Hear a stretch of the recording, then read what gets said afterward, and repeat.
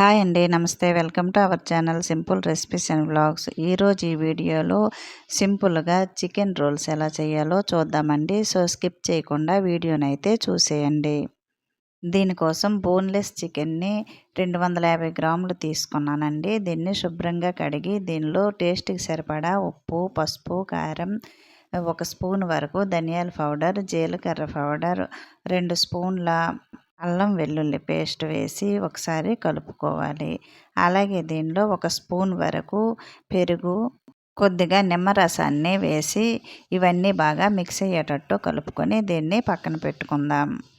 తరువాత ఒక బౌల్లో 1 కప్పు గోధుమ పిండినైతే తీసుకున్నానండి. దీనిలో కొద్దిగా ఉప్పు, 2 స్పూన్ల వరకు ఆయిల్ వేసి బాగా కలిపి కొద్దిగా నీరు వేస్తూ చపాతీ పిండిలా కలుపుకోవాలి.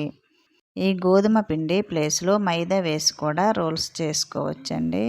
తరువాత రోల్స్ స్టఫింగ్ కోసం అయితే 1 క్యాప్సికాన్ని తీసుకున్నాను. దీన్ని శుభ్రంగా కడిగి ఇలా వీడియోలో చూపించిన విధంగా పొడవుగా కట్ చేసుకోవాలి. అలాగే 2 ఉల్లిపాయలను కూడా క్యాప్సికం కట్ చేసినట్టే పొడవుగా కట్ చేసుకొని పక్కన పెట్టుకుందాం. తరువాత స్టవ్ పైన ప్యాన్ పెట్టి 3-4 స్పూన్ల వరకు ఆయిల్ వేయాలి. ఆయిల్ హీట్ అయిన తర్వాత మనం ముందుగా కలిపి పెట్టుకున్న చికెన్ని వేసి మీడియం ఫ్లేమ్లో చికెన్ బాయిల్ అయ్యేంత వరకు దీన్ని ఫ్రై చేసుకోవాలి. చికెన్ పూర్తిగా ఫ్రై అయిన తర్వాత దీన్ని వేరే బౌల్లోకి తీసుకోవాలి. తరువాత అదే ప్యాన్లో 2-3 స్పూన్ల వరకు ఆయిల్ వేసి ముందుగా కట్ చేసుకున్న క్యాప్సికం, ఉల్లిపాయలను వేసి కొద్దిగా వేగనివ్వాలి. క్యాప్సికం, ఉల్లిపాయలు పూర్తిగా వేగనివ్వకూడదండి.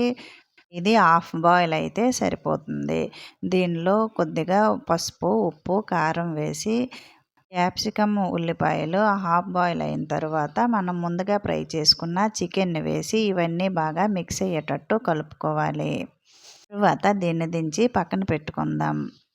స్టవ్ పైన మరో ప్యాన్ పెట్టి ప్యాన్ హీట్ అయ్యేలోన మనం ముందుగా కలిపి పెట్టుకున్న గోధుమ పిండిని చపాతీల్లా ఒత్తుకోవాలి. ఇలా వీడియోలో చూపించిన విధంగా చపాతీ చేసిన తర్వాత దీన్ని చిన్న రోల్స్లా చుట్టి మళ్ళీ ఒకసారి ఒత్తుకుంటే లేయర్లుగా బాగా వస్తుందండి చపాతీ. అందుకని నేనైతే ఇలా వీడియోలో చూపించిన విధంగా ఒత్తుకున్నాను. ఇలా చపాతీలా ఒత్తుకున్న తర్వాత మీడియం ఫ్లేమ్లో స్టవ్ పైన దీన్ని కాల్చుకోవాలి. చపాతీలను ప్యాన్ పైన వేసిన తర్వాత కొద్దిగా కాలిన తర్వాత మరోవైపు త్రిప్పుతూ కొద్దిగా ఆయిల్ అప్లై చేస్తూ చపాతీని అయితే కాల్చుకోవాలి.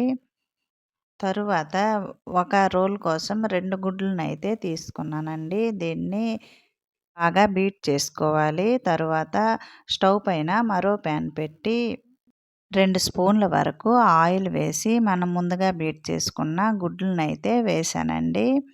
దీన్ని ప్యాన్ అంతా స్ప్రెడ్ అయ్యేటట్లు చేసి తరువాత ముందుగా కాల్చుకున్న చపాతీని అయితే వేయాలి. 2 వైపులా తిప్పుతూ దీన్ని ఉడికించుకోవాలి. తరువాత దీన్ని ఒక ప్లేట్లోకి తీసుకోవాలి.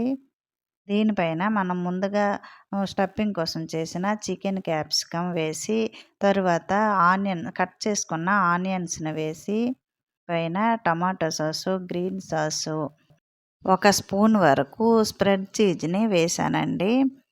మీ దగ్గర మయోనస్ ఉంటే మయోనస్ను కొద్దిగా వేసినట్టయితే టేస్ట్ బాగుంటుంది. తరువాత ఇలా రోల్ చేసుకొని ఒక ప్లేట్లో సర్వ్ చేసుకోవాలి. అంతేనండి, ఎంతో ఈజీగా చికెన్ రోల్ అయితే రెడీ అయింది. ఈ రెసిపీ నచ్చినట్లయితే లైక్ చేయండి, షేర్ చేయండి. ప్లీజ్ ఈ ఛానల్ని సబ్స్క్రైబ్ చేయండి.